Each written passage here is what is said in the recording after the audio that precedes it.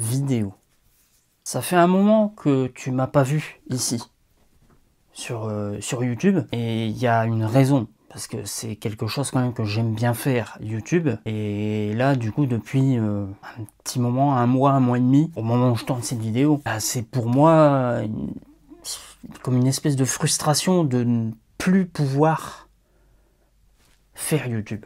Il s'est passé pas mal de choses ces derniers temps pour moi. Enfin, il s'est pas passé grand chose. Mais comme tu le sais, je te l'ai dit quelques fois dans certaines vidéos où ça faisait un petit moment que j'avais en tête, que je réfléchissais à me dire mais je continue ou j'arrête YouTube. Ça me trottait dans la tête, je continue, j'aime bien, ouais mais bon, ça me prend énormément de temps, j'ai le boulot à côté qui me prend tout mon temps, et le peu de temps que j'ai, s'il faudrait tout réinvestir dans YouTube, dans la vidéo, je suis en fait arrivé à un moment donné là de ma vie, de la période, où en fait le peu de temps que je vais avoir libre, on va dire, pour moi, bah, je vais préférer garder ce temps vraiment pour moi, et pas réinvestir ce temps-là pour faire des vidéos sur YouTube. Ça me frustre.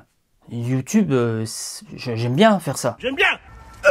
Mais comme je l'ai expliqué déjà quelques fois, c'est pas mon activité principale. J'ai ma vraie vie à côté, avec un travail, un emploi en CDI, chauffeur poids lourd, pour ceux qui poserait la question, et pour ceux qui avaient cette info quand je faisais des lives à l'époque, je disais ouais je vais essayer de passer les permis, je veux faire chauffeur poids lourd quelque part machin, c'est bon, c'est acté déjà depuis peut-être une année et demie. J'exerce ce métier chauffeur poids lourd, je l'ai choisi. Pour donner quelques détails, c'est un emploi pour l'instant où c'est pas genre je pars toute la semaine, je m'en vais faire le tour de l'Europe et tout avec un semi-remorque. Non, je suis posté, matin, après-midi, je livre des magasins en produits frais. Et j'en dirai pas plus. Non, parce qu'en dire plus, ça voudrait dire de donner le nom de la société pour qui je travaille, de donner le nom de la chaîne de magasins que je livre, on va dire.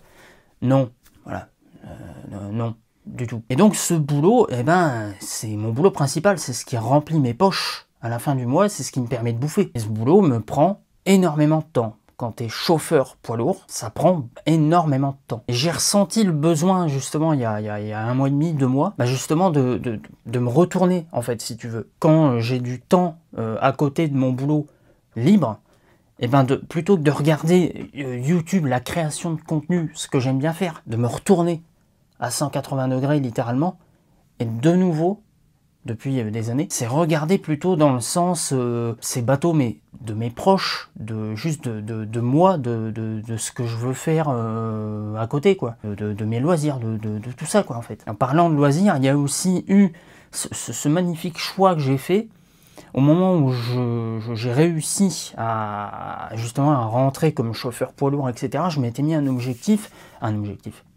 c'est un grand mot, mais je m'étais dit, je rêve d'une voiture depuis que j'ai commencé à regarder Lucien. Thierry Vigneau-Boiserie, hein. C'est de la bonne bagnole. Net. Tiens, cracheur de chat. Une BMW 39. Bah, j'ai commis cette erreur. J'ai acheté il y a 8 mois de ça, une BMW E39, une 530D. Donc série 5, moteur 3 litres, diesel 6 cylindres, turbo, de 193 chevaux. Sur ces voitures, la cote a énormément augmenté ces dernières années. Et je suis franc avec vous, je vous cache rien. Ce modèle-là que j'ai, je l'ai eu à 3300 €, mais avec des frais, avec des choses à faire dessus. Et une de mes erreurs, je considérerais ça comme une erreur, c'est de m'être dit que j'allais rapidement m'en sortir avec une voiture qui avait un problème moteur. Donc là aussi, j'achète ça, un espèce de petit projet où il me faut du temps pour m'en occuper. Encore une fois, le peu de temps que j'ai à côté du boulot, qu'est-ce que je vais faire? Je veux m'occuper de la voiture quand même. 8 mois après cet achat, on en est où? J'ai pu très doucement, très difficilement m'occuper de cette voiture. Aujourd'hui, j'ai enfin réussi à régler le problème moteur qu'elle avait. Pour te résumer, en fait, c'est une voiture qui démarrait très mal à froid et qui démarrait quasi pas du tout à chaud. Alors que si c'était style les bougies de préchauffage, tu vois, ça serait l'inverse. Elle aurait du mal à démarrer à froid, elle démarrerait tranquille à chaud. Non, là c'était l'inverse. Elle avait déjà énormément de mal à froid et elle démarrait quasi pas à chaud. Ce qui d'ailleurs m'a empêché de pouvoir passer le contrôle technique. Donc chiant pour une voiture que tu veux rouler, si elle n'a pas de contrôle technique.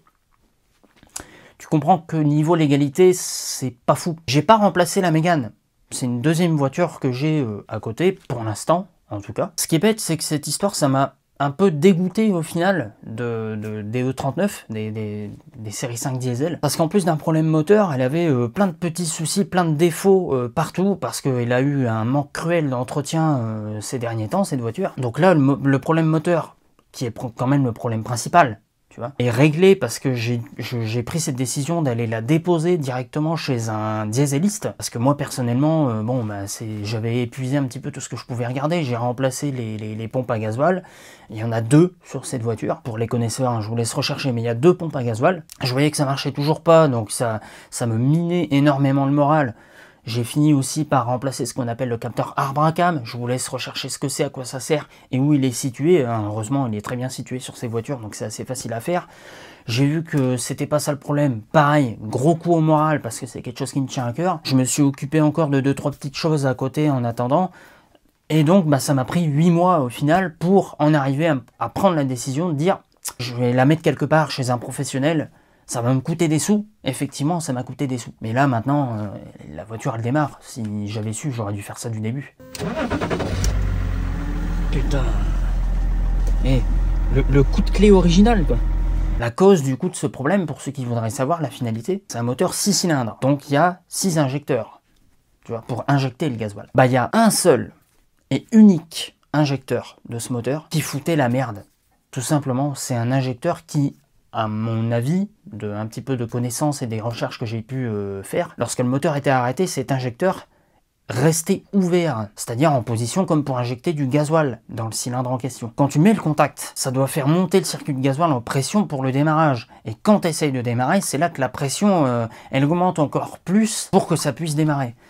Et c'est à ce moment-là, du coup, que toute cette pression-là, elle devait s'en aller, en fait, par l'injecteur qui restait bloqué ouvert. Donc le moteur démarrait pas en fait. Il n'y avait pas assez de pression de gasoil, ou en tout cas l'électronique n'injectait pas le gasoil parce que il y avait un défaut de pression. Enfin bref, c'était donc un petit résumé là surtout de cette histoire de voiture, cette histoire de voiture qui m'a beaucoup occupé le mental ces derniers temps. Et je me suis effectivement bien rendu compte d'une chose, il y en a beaucoup qui le disent en ce moment, mais en fait c'est vrai, j'en fais la meilleure expérience en ce moment, c'est que en plus du physique, le mental, dans la vie de tous les jours, la vie, la santé mentale, la santé de notre cerveau, c'est hyper important. Il m'est rien arrivé de grave, c'est pas ce que je suis en train de dire. Mais je m'en suis simplement rendu compte parce que, à un moment donné, je me suis regardé, je fais, mais en fait, je suis en train de me stuck, de me bloquer, littéralement, parce que je suis en train de penser à 15 000 trucs à faire en même temps. Et en fait, je fais rien. Je pense à faire plein de trucs en même temps, mais je fais rien. Et c'est pour ça,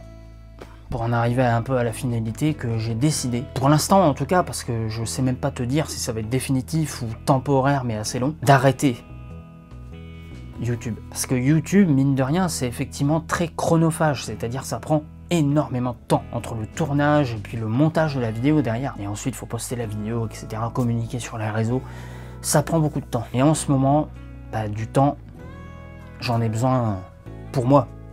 Et pas pour YouTube. Ça n'a pas été évident à prendre comme décision, mais maintenant je peux le dire en donnant le contexte. J'arrête YouTube,